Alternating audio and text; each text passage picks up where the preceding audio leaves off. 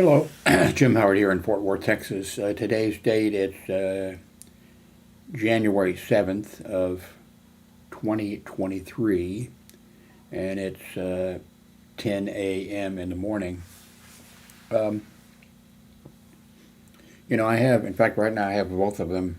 I have two mini, computers. Let's see, both of them have Windows 11 operating correctly. Let's see. Anyway,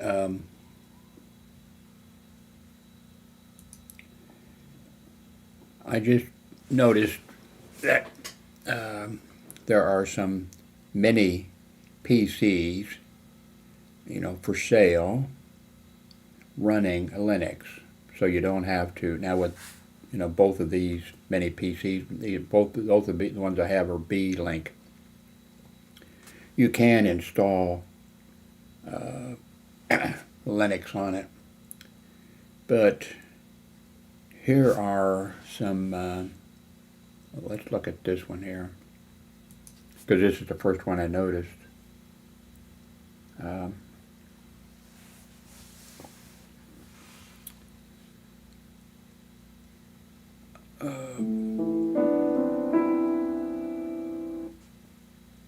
I better turn the audio down. I'll get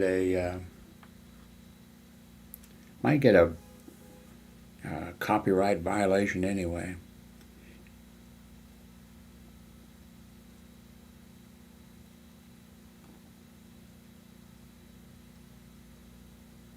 Maybe I can stop this. Let's see.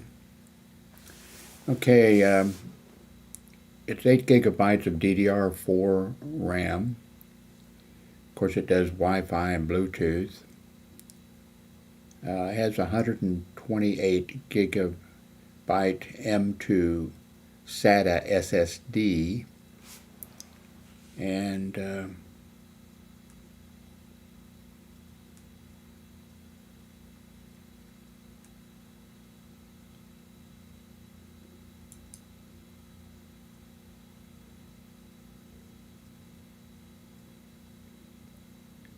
see, it's Linux Mini PC Ubuntu AMD A9 9400 APU, whatever that is, up to 3.2 gigahertz. It's a Linux computer, 8 gigabytes of RAM, 128 gigabyte SSD. It's a mini desktop for sure, and supports 4K dual HDMI, 2.4 and 5G Wi-Fi, and let's see, no comments. This person posted this on, it's only had 38 views, and it was posted September 24th of 2022.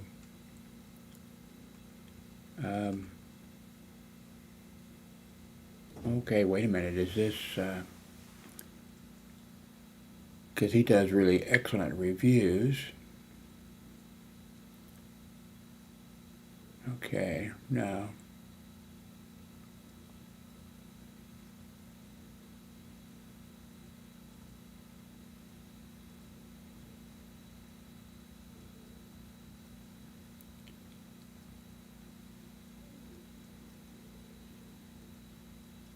Okay, let me do search here again, see what pops up.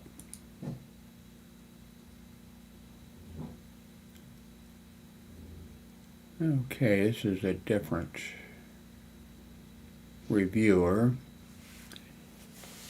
I don't think doesn't look like there's a lot of interest in this because this was posted 2 months ago, and it's only got 260 views. Now, if I got 260 views, even with, that would be because I'm dull, right? Let me come back and look at this, and then Okay, wait a minute. This is not. Okay, here's a Linux one. Linux Mini PC Ubuntu. Okay. Looks like the other one, like the other one. 38 views 3 months ago.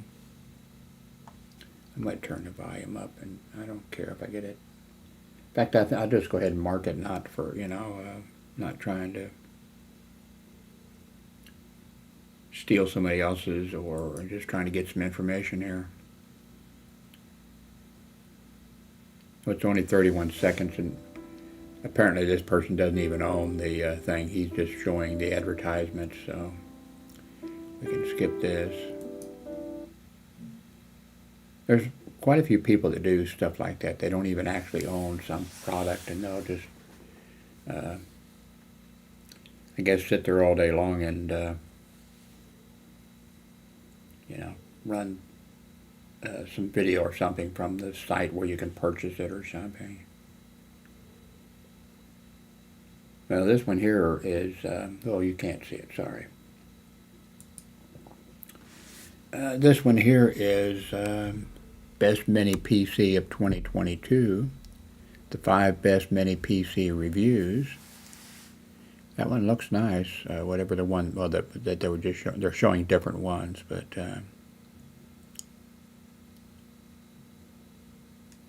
let's see if there's any more.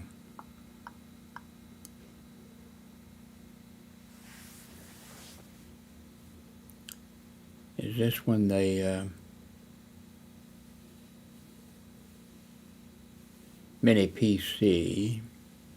No, okay, let's see. I can't even tell if it's Linux. And let me repeat again. Yes, I know you can install, I was, because the price of this one that I put on my wish list, I think, sort of, was it on my wish list, or? I've been messing with the wish list type of, well, here's something. Let's see. Yeah, Best Mini PC running Linux. It's a, Intel stick.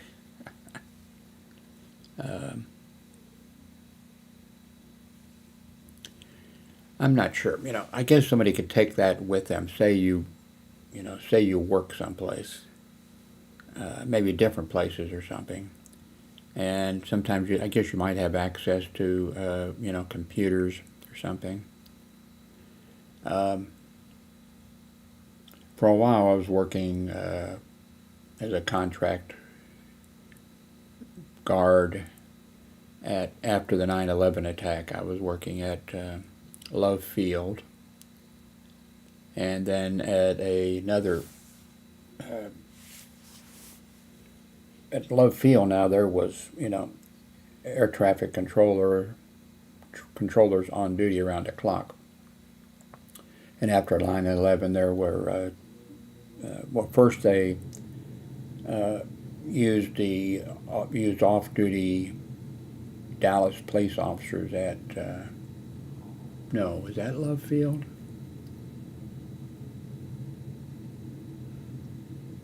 See, would that have been? Yeah, I think that would have been off-duty police officers.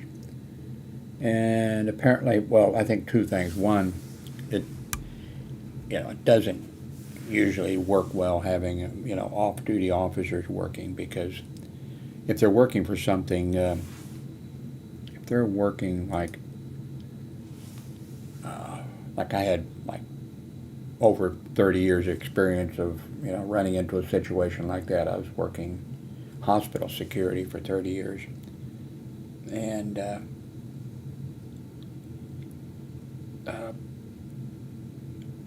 police officers, if they're going to work off duty, now it's going to vary with jurisdictions, states and that type of stuff, all across the United States, but about what the situation, how those things are handled. But in every case, I can't think of a case, there may be one, I can't think of a case where off-duty police officers, Well, let me change that. Say a bank hires an off-duty police officer to come in and work, as security there. It's going to there again. It's going to vary by law in various states, or the police commissioners board or something like that, as to what they can what the off-duty officer can and cannot do. Um, but it's going to vary widely. Uh, in some jurisdictions, the off-duty police officer, uh, let's say it's a shopping mall, uh, if they're working off-duty at a shopping mall, it's going to vary with the jurisdiction. I have to keep repeating that because and uh, I may get somebody who's going to say, "Well, no, that's not the way it is." Well, where are you? What city are you in? What state are you in? So it varies. Um, Say it's a shopping mall, the instructions for the police officers who are working on police officers now, not security officers, or there again in just different jurisdictions. Well, let's just leave security out, out of the situation. So far as police officers are concerned, let's say you're working a police officer and you're working at a shopping mall. There, your instructions may be that, the shopping mall is fearful that they're going to be sued or something's going to happen. So the people you're working for, you're not working for the Los Angeles police, or Kansas City, Missouri police, or Boston police, or you're working for the shopping mall, or whatever the place is. And those people, employing you are, they're not wanting you to get them involved. If you're there and you're a police, you're an off-duty police officer, they may not want you to instigate something. They wouldn't have any problem at all with you, doing what a security guard, would do, or whatever. Call the police that are on duty, and have them come and take care of it. I'm not saying though that if you're working, off duty and you're a police officer, that you shouldn't, step in and take care of things that need to be taken care of. They just, these companies don't want to be sued because you think you're, a hotshot police officer, and you're going to, take somebody into custody, and it ends up a mess, and lawsuits are involved. So it might be, if say you're working a mall, the instructions from the police department, to you, if you're working off duty at such and such a Ward Parkway shopping center or something rather. If somebody is parked illegally in the parking lot, you are not to have the car towed. You're not to put a ticket on the car, because you're not working as, at that time although police officers and things will say, well, we're police officers 24 hours a day. Well, then you shouldn't be working, off duty. They would say, call, the police department would probably say, you call the district officer, or you call the police, just like a security guard would, and say, hey, I've got a car illegally parked that I want towed or ticketed or whatever. So, how did I get on this subject? I was looking at computers. Well, anyway,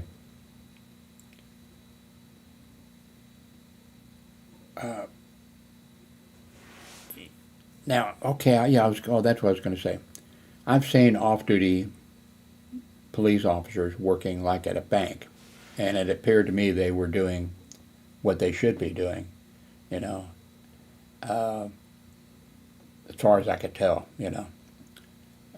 out there where the public, where they could be seen, because you want to hopefully prevent somebody from, rather than get involved in a shootout or whatever. But in every other case that I've seen, police officers, hey, I'm a peace officer,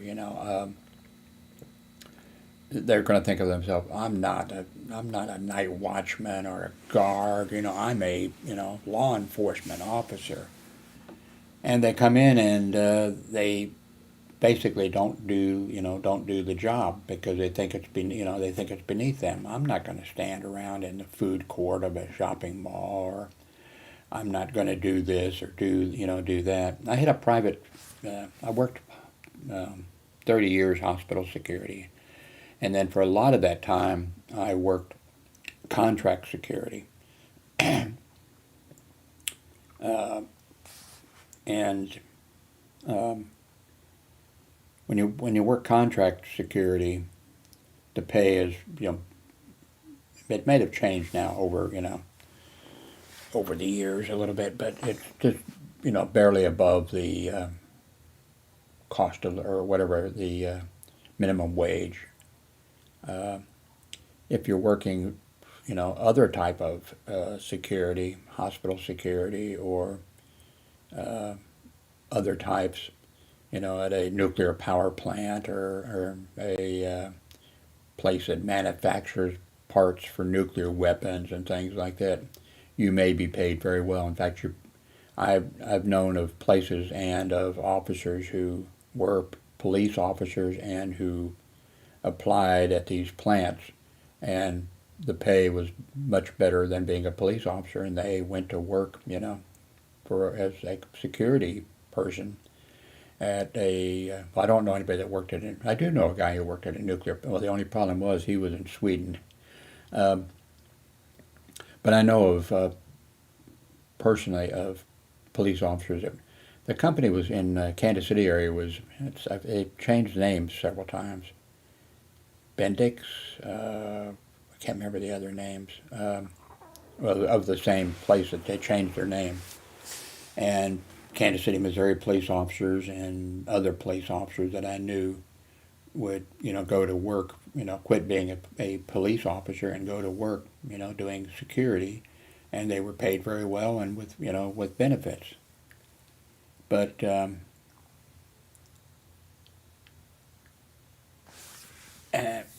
all the places that I worked where I ran into off-duty police officers working security, they basically wouldn't do the job. It was beneath them to be working as a security officer.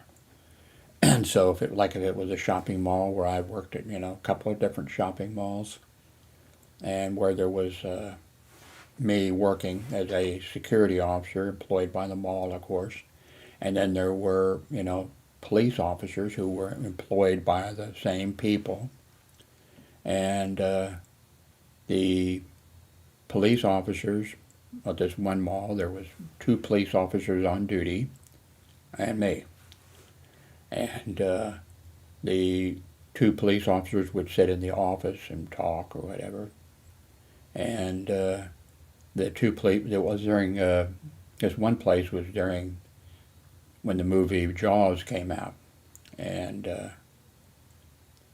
I was patrolling the shopping center, and I saw them both. They had gone in to watch the movie, both of them together, and of course they got in for free, and they both came out and then were discussing how great the movie was. So for let's say it's a 2-hour movie. For 2 hours, both of them were in the same sitting next to each other, I'm sure. I mean, it was that type of. I worked I worked full-time hospital security, and then for a year I worked contract security at a Jewish hospital. And I actually happened to be on duty when like 2 or 3 o'clock in the morning, and we switched. One person in dispatch 24 hours a day, and then 1 or 2 officers security officers out, in the hospital, maybe outside patrolling or one inside, and depending on which hospital. And I happen to be on duty in dispatch, and a call comes in, and a person calls in, makes some racist statement, tell your Jew buddies or whatever. It was a Jewish hospital, tell your Jew buddies, because the hospital owned property, that they rented out. And because a lot of hospitals do that, buy property around their place. So when they need to expand and build something else, a surgical center or dialysis center or whatever the fuck it is. So anyway, this person called and said, tell your Jew buddies that if they keep renting to, and they used the N word, of course, we're going to burn the place down. So I wrote it up and turned it into, the house supervisor, which was like a head nurse at night on the midnight. So this was midnight shift. And so I was working, I think, my days off. I'm not sure if that's when I was working where I had off 3 days. Anyway, let's say it was. And let's say. So I worked 2 midnight shifts a week. So I wrote it up, turned it in. So when the administration came in the morning, a few hours later, I went home, and I didn't have to show up for a week, But when I came back, I found out that as soon as that report that I wrote, was turned in, the hospital administration put security on no days off, 12-hour shifts, no days off for a week. And they hired an off-duty officer to work. And I'm not sure, because I was working midnight, so I found out about midnight. I didn't even ask if they had somebody during the day, an off-duty officer working there, but for a week. And the off-duty police officer who came in with I forget what color now after all this time, that I was told, he came in with a pillow.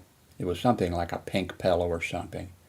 And he came in and he drove his car, not a police car, but his car, up to, I forget again what level it was, because the instructions were employees were to come in and park on level 4 up, I think it was, or level 6 up or something. So he came in and he parked where there were no cars, on level 4, and then he slept all night. And then in the morning, as the employees started coming in, then of course he woke up, and so I guess he had to be awake. Probably not. Probably what he did was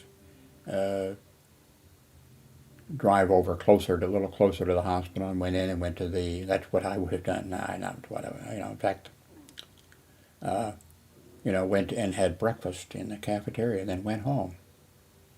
And that's the type of, I worked in Florida at a big shopping mall, and I think it was like Friday and Saturday or something. They used an off-duty police officer who was supposed to be there, moving around a little bit on the, but basically in the food court area and that type of place. And every officer who came in, I wasn't there 24 hours a day, 7 days a week but everyone that I saw, the officer came in and went way off to one corner of the mall where there was like an office, very small office supply shop that sold, printing paper or whatever. They'd also you could use. They had 3 or 4 computers hooked up. that you could use to access the internet. And like when I moved there from wherever I moved there from, I think it was Kansas City, Missouri. I'm not sure. I moved several times. When I moved there, until my computer stuff got shipped to the apartment, that we rented, I didn't have access to the internet, and so I went over there, not on duty, lived right across the street from it, by the way, the mall, which I thought would be really great, and it was for a little bit, a food court, right? All I had to do was walk out the door, walk, you know, down a little ways and cross over a little footbridge or whatever, and there was the mall.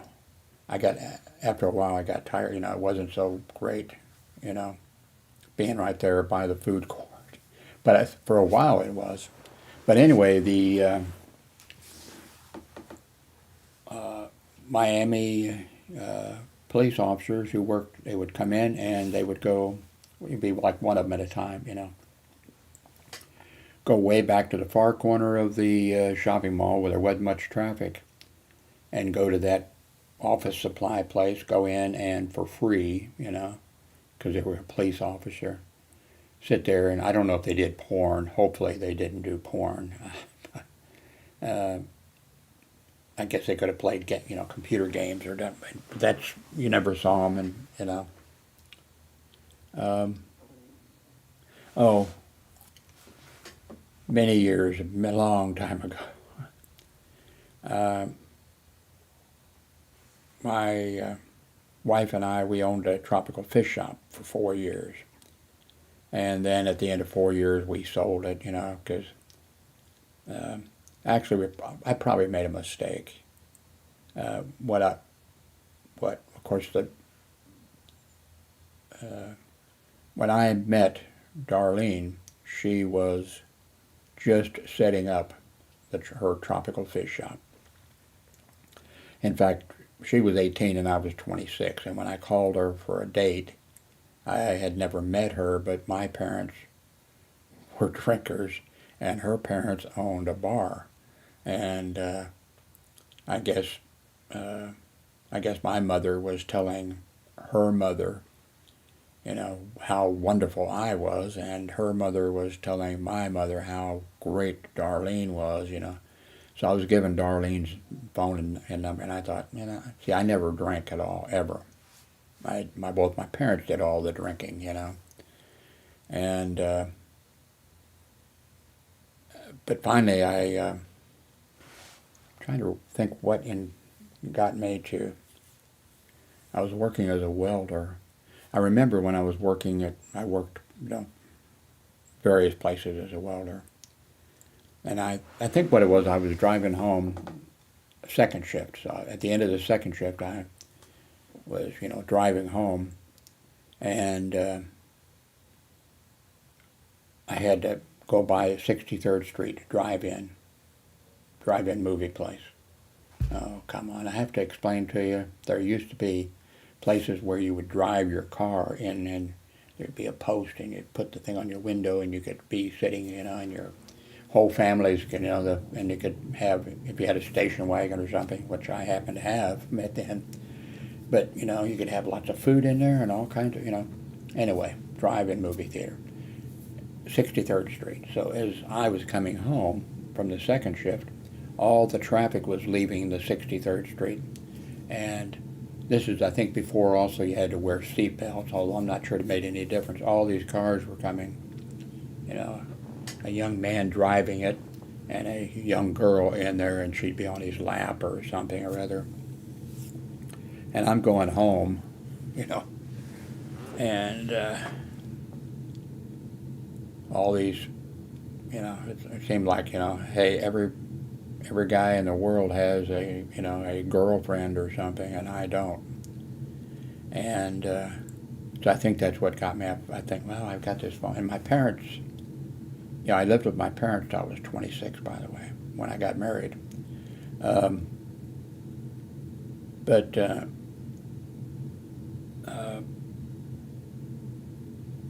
so and my parents had gone to the Ozarks for a vacation or something, and I was at home, and so I called the number, and Darlene answered. She had never met me. I'd never met her, and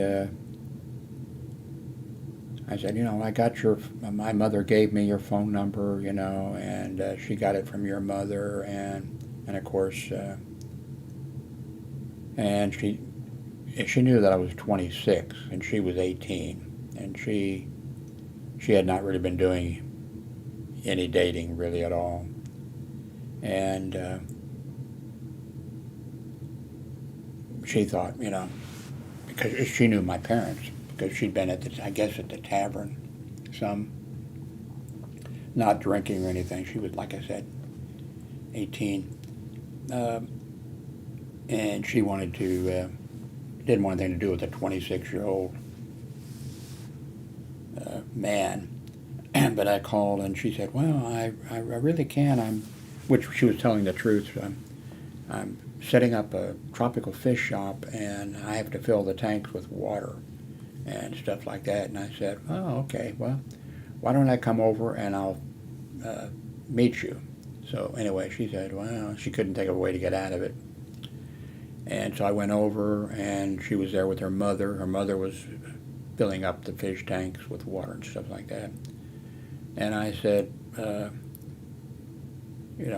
Darlene, why don't I fill up the tanks, help your mother fill up, not help her, but, I'll fill up the tanks with water, and then let's go to, the drive-in movie place. And she couldn't think of a way to get out of it, I guess, so we went. So how did I get on that subject? Oh, anyway, so I married her, and we had a tropical fish shop for 4 years, and then oh,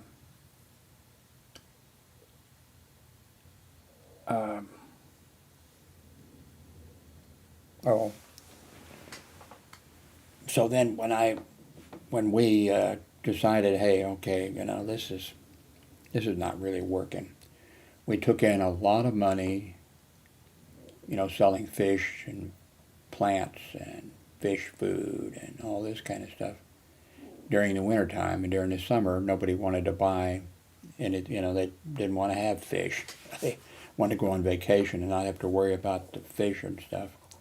So the business, first year we tried, first year we didn't know. So then the second year we carried pet supplies, dog collars and all that kind of stuff, and that didn't sell. And then we did good business during the wintertime, not the summer months. Then we tried pond plants,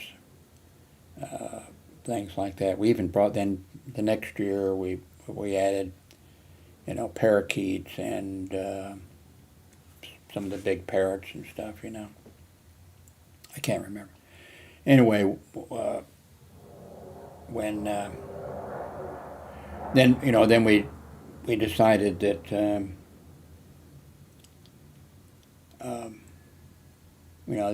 this isn't the way to this isn't the way to go. Now what we kind of thought about it. What we could have done was just hired a couple of teenagers or something rather and let them, but they wouldn't have known, they wouldn't have known about fish diseases and plants and what kind of fish you can mix together and just that whole thing. They wouldn't have known about that. And actually, what we could have done is just close. Of course, you'd have lost some customers. We could have just closed during the summertime.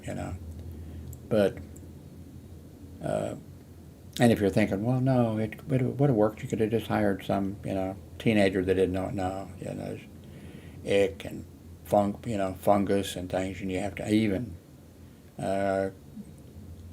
for a community college, they had me teach a course on ichthyology, and you needed to know, you need to know quite a bit. We even sold. That's what we should have done. Working through a veterinarian to get the medication and stuff, soluble penicillin G and G. Anyway, people were coming from all over. Even the people who were big time fish enthusiasts. Some of those people had more tanks in their house than we had at our shop, and they would get together with each other instead of going to instead of supporting a fish shop. Instead of them supporting it, they would get together and they would get their orders together, and then they would, order, from a place that sold tropical fish. And the one thing they didn't do is, like I became sort of an expert on, I became an expert on tropical fish diseases because of community college. I mean, they didn't hire me, it was like, but,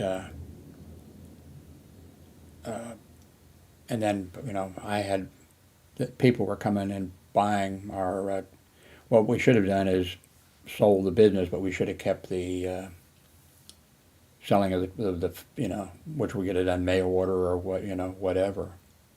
And because if you went to a drugstore or Woolco, or I can't think of any, places, where they have, let's say, I'm not sure they even sell them anymore, like at Walmart or someplace. You go back and they have a card or something that has a very weak form of some type of a medication, and that we were selling, so we could have done something, but we didn't. But anyway, as I could see, because we made a decision for the fourth year, if our business doesn't increase by such and such, then we're just going to sell. And that's what, in fact, the day I already knew, of course, I could, by doing this numbers, I could see we weren't going to make it. So I went out and started selling, what was it? Printing and advertising materials, business cards, stationery, that type of stuff. And I didn't have I didn't feel like I could go to some major corporation and go in and say, I have such and such, and because they would have sent me to their purchasing department or something, rather than I knew I'd go in there and they were going to, I didn't know enough to know what they would have asked, but they would have asked, okay, well, if we buy, 25,000 of this and then 50,000 of this, how much of a discount do we get, blah, blah, blah. So I called on all small business. I loved that. I called on these small businesses that had businesses like we had, the tropical fish shop. And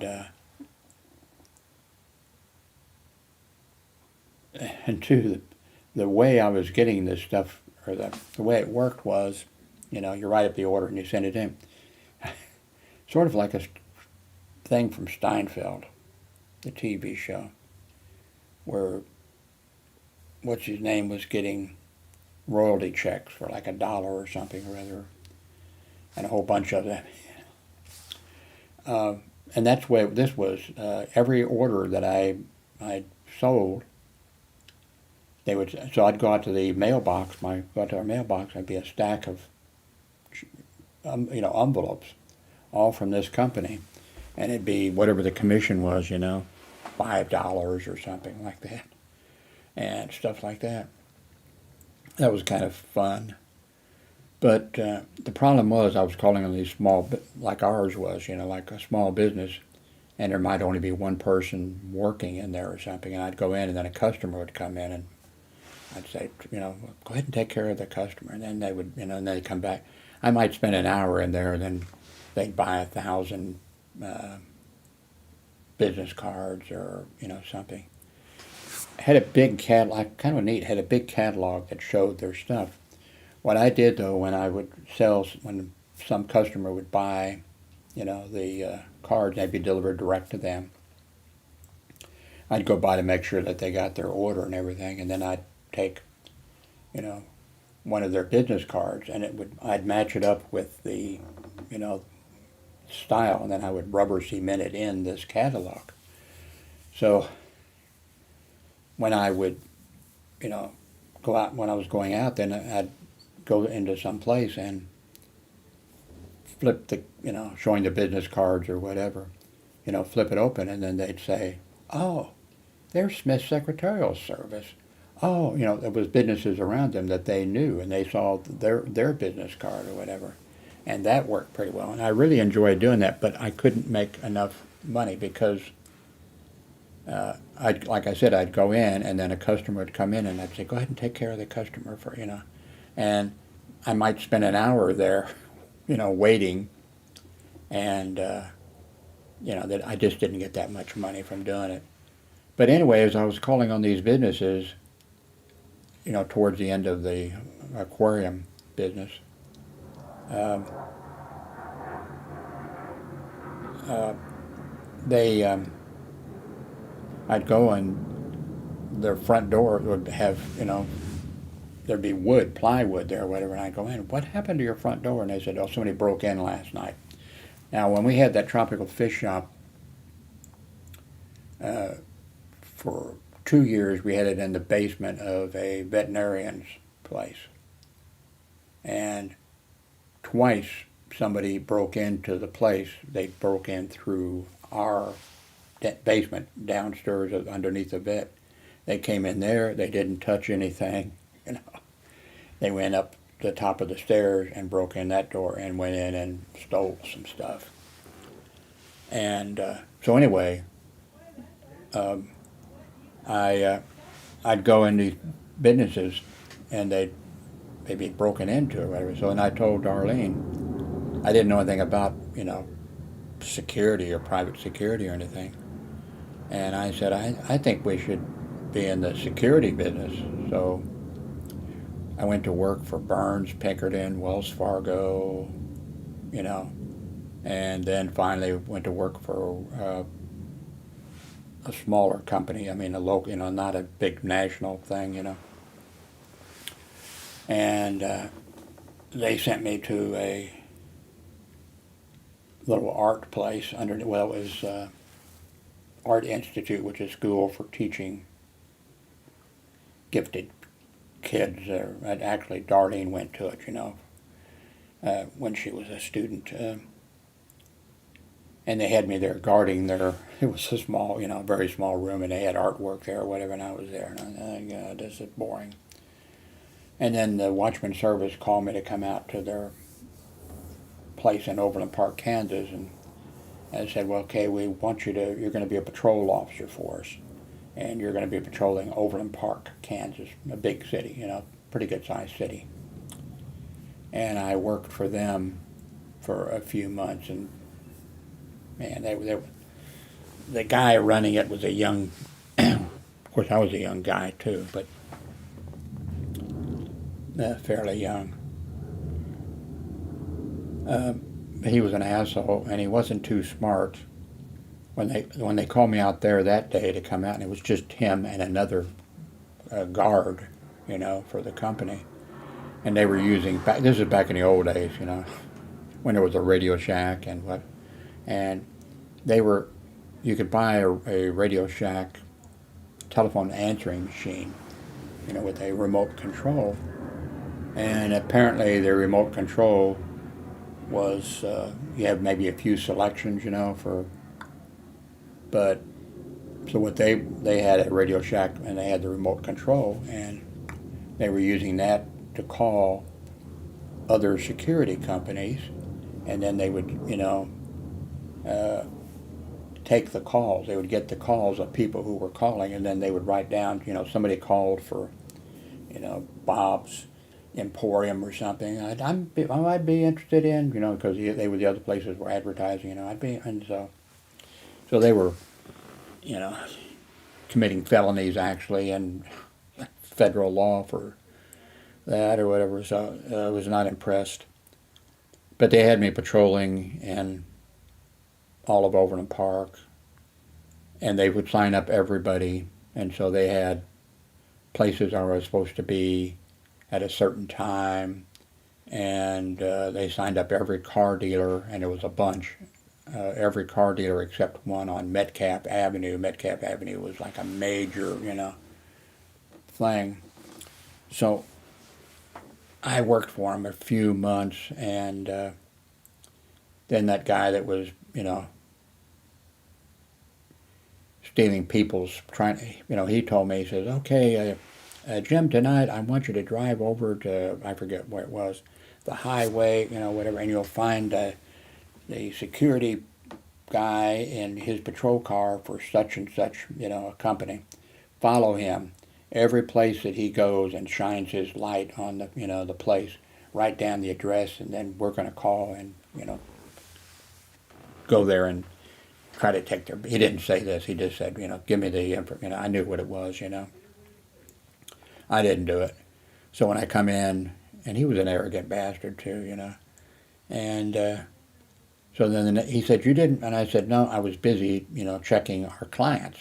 And he says, I'm telling you, go and follow, so I didn't do it, I didn't do it again, and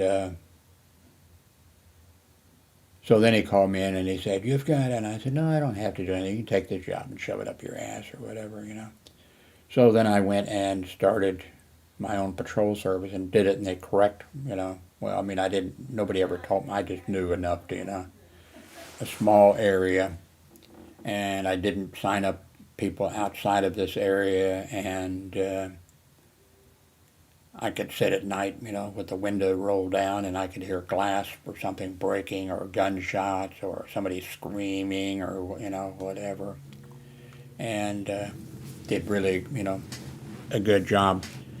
But, and we were taking enough money to, of course I had to go out and sign up, all the customers. I ran an ad in the local weekly paper with a picture of the badge, Merchant Security Service or whatever.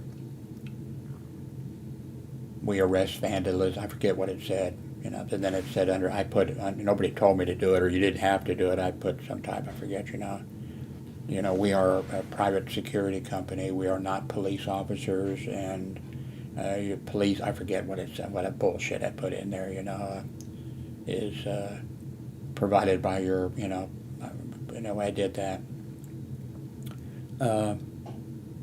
But what happened is we were doing okay. I mean, not getting rich or anything, because I didn't take other possibilities, because I wanted to actually be able to check, all of the places. Something I sort of can't forget, I think of it from time to time. There was a liquor store, and I called on them. They were right at a location of all these highways coming, in and out. And there was a liquor store there, and that was the only thing there. There used to be a tavern there and a few other things, but they were expanding the highway system through there, and I thought they made them all move, but this liquor store was still there. I'd never been in the tavern there was a tavern there, and that tavern, by the way, was owned by my, at that time, wife, Darlene. Her father had his tavern there for years, and he had to move, but for some reason I think maybe the project was delayed because of funding or something or other, and so a liquor store could move in. Anyway, so I had to do all that advertising, nobody ever called from that. The only way we got business was me going individually to the place and signing people up. And anyway, I went in there, and there was a couple, a man and woman, working there, and I think I went in like at 9 o'clock at night or something like that. And I went in and explained, and they, of course, right away they knew I was in uniform and armed and everything. And they said, "Oh, please, the owner is going to be in at like 1 a.m. in the morning. He's going to come in at 1. I guess, I forget what time liquor stores had to close. I think bars had to close at 2 in the morning or something. Whatever. And they said, please, we would like your service, but would you come in and talk to the.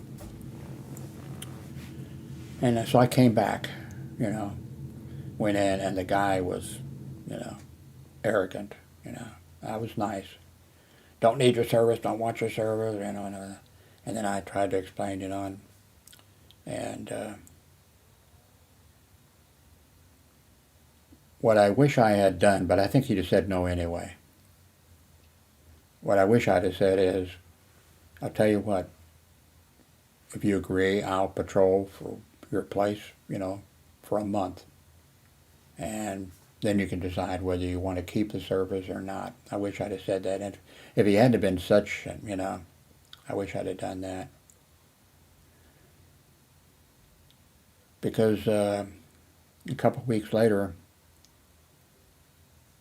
Kansas City, Missouri Police Department, early in the morning, just before before the midnight shift goes off duty, they checked doors,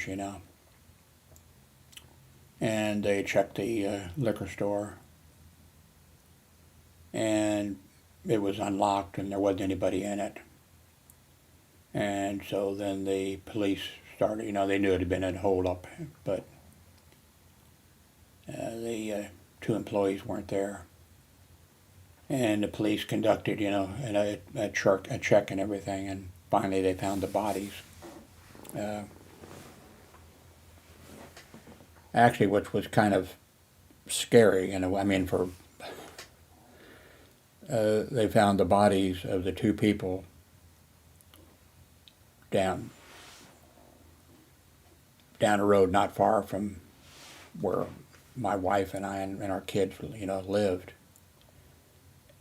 If those people had, but I don't think the place would have been. Of course, the wife said, "Well, you probably," and I said, "No, I said I couldn't guarantee. I can't, I couldn't be someplace every night at a certain time because then people would know where I was, But I said I would be there.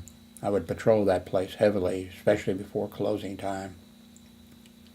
And, I'd have been sitting in their parking lot a lot of times, and she still said, well, no. And I said, no, either they would have pulled up to the place and saw a security car there, and a armed guard sitting in the car, or inside the, the liquor store or something, and maybe, or worst case scenario, they're doing it and I pull up and they shoot and kill me, but that probably would have been prevented. But what was funny too, not funny, but the local news, when they reported on it, on television, they showed the front of the building and then they walked around the back of the building and zoomed in on, there was a sticker there, said something or other, I never heard of them. Security Patrol Service by, and then it listed their, so that guy probably had, paid maybe, or maybe whoever, maybe he didn't own the business and maybe that was from when the business was something, I don't know, but probably whoever, didn't get good service, but those people knew they were in a, bad situation. And by the way, we didn't charge very much. Anyway, after doing that a little bit over a year, I realized, okay, we're doing okay. We have a really, and people were, like I mentioned, the Smith Secretarial Service when I was doing that selling. She was head of the South Kansas City Better Business Bureau or whatever they, whatever those group, and so she was well known and everything. And one one night when I was patrolling, I mean, she was hands on and about everything about her business. And so one night I was checking the doors, and I didn't just check the doors like the police do, one time or something. I would make repeated checks and actually get out of the car and walk around. I mean, I did a good job. And just one night, man, it was coming down. It was like a waterfall, and especially in the back of the place, that we had guttering or something, the water was just coming down like. And I checked the front door, then I drove around, and man, it was coming down. And I thought to myself, oh my God, I'm really, really going to get wet, because it was like a fire hose just dumping water down, and it wasn't any way to. But I thought, oh man, I know she makes sure, that the doors are all locked and everything is, and I'm sure she double checked and triple checked and all that kind of. I thought, nope, I've got to do my job. I got out, water hit me, door was unlocked. Then I called her to let her know that the door was unlocked. I don't think there was any way for me to be able to lock. Some places there were where I could lock the door and the door was locked, And although I would call the people and let them know, do you want me to do, But anyway, there was no reason for her to do that though, but which was unusual. She called the police, for them to come, and nothing was taken or anything. Nothing was broken into. She called the police, I guess. She knew them, I guess, and they knew her. And then she was bragging to the police about how great I was, and I don't think they really cared, because police officers like to work off-duty jobs, And that's another story, but I'm not going to get into that, how they fucking hated each other. If some police officer from some other, well, I was patrolling. I'm going to tell you real briefly. I was patrolling this place, and they had me patrolling it, but they didn't pay for off-duty. It was a giant place that got in stuff, and it was kind of early. I mean, this is a long time ago. They were getting in stuff from China or maybe Japan, or now how everything comes from China now. And they would get, like, before Christmas, they would get tons of cheap stuff in, all kinds of, for Christmas. And then before Halloween, the same. And people would come from other businesses and buy, fireworks even. They'd get in fireworks, and people would come and buy fireworks, and then, churches would come and buy the stuff and then set up out of, some place on the church, depending on where they're that stuff like that. But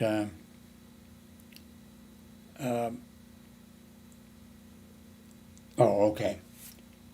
So it's before the 4th of July. And there are a couple new trailers, out there, parked away from the building. Smart. Of course, you don't want a truck loaded with fireworks going off next to your building. So I pull in, and then I see a vehicle over there, so I go over, and it's a police officer not from the Grandview Police Department, that was a Grandview, thing.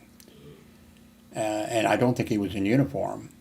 I saw his ID and everything, but it was also obvious he was there to watch those two trailers to make sure that nobody stole them, but to make sure that nobody set them on fire or something. That'd have been a hell of a fireworks show. And so anyway, then I continued my patrol.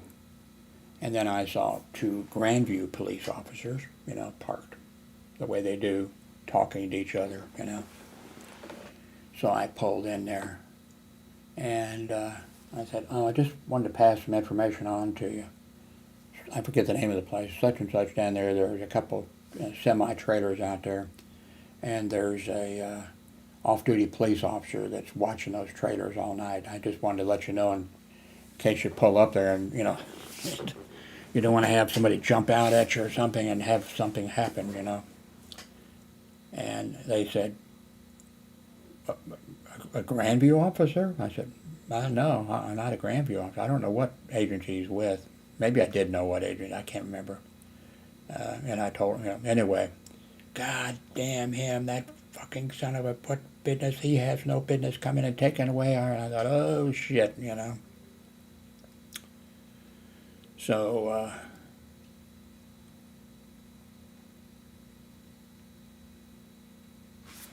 anyway, I started a patrol. Oh yeah, started a patrol service. We had it about a year. We were doing okay. I mean, we weren't doing like watchman service out in Overland Park, who would sign up. They had me patrolling actually two cities, Overland Park and Olathe. Also, when they sent me, when they hired me for there, I'd already been hired, but I was, when they moved me out there to everything, they said, oh, by the way, every night at 2 in the morning, you have to go to this liquor, or this bar, and it was right next to the Olathe Naval Air Station, where there were Marines, for one thing. They had a training, I don't know what they had there exactly, but there were Marines there and everything. And they said, when you go in there, take your nightstick with you. And I thought, So anyway, I went out there and I pulled up the first night. Nobody went with me or anything, to give me the address, and I pull up 2 a.m. in the morning. Bars, busy. Marines like to drink, I guess. I guess there was other people in there other than Marines, but so I pull up and I thought, okay, they said to take the nightstick in. I thought, no, I'm not going to do it. I thought, they'll ram that nightstick up my ass or whatever. So I went in, place was booming, and the bartender, whatever, announces it's 2 a.m., the bar is closed, no more drinks.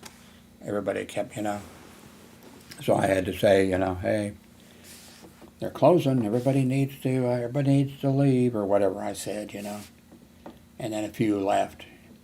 And then what I did is some guy'd get up to take a piss or something, and I'd just take his chair and turn it upside down or whatever. Had a Marine come over to me, whatever. He says, I don't think I'm going to leave. What are you going to do about it? And I said, well, I'm sorry to hear that you say you're not going to leave, because I've got a job to do, and I'm going to have to make you leave. And I said, I don't think that's going to be good for you or for me. And he laughed. And then he told the rest of the guys, he said, hey, let's go, come on, let's go. This guy's got a job to do. And they left. I never had any problem, after I didn't take the nightstick in. I never had any problem after that. But anyway, I was looking at, anyway, I'm going to look into this Linux, that I can buy a mini computer, cheap, really cheap. I think the one I saw was like less than $200. I think it was $150 or something with, and, the memory that I have and the SSD that I have and various things, I can put in there. So I'm going to look into that. I really don't want to open up these. Well, I wouldn't do it with this one, because I just got it, but this one over here, of course, that one where I had some problem with the audio sound.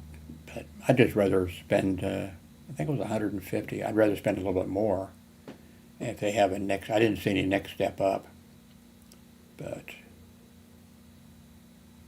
I'll probably, maybe not right away, I'll put the link below to, and if you see some places that, you can put a link below in the comment section.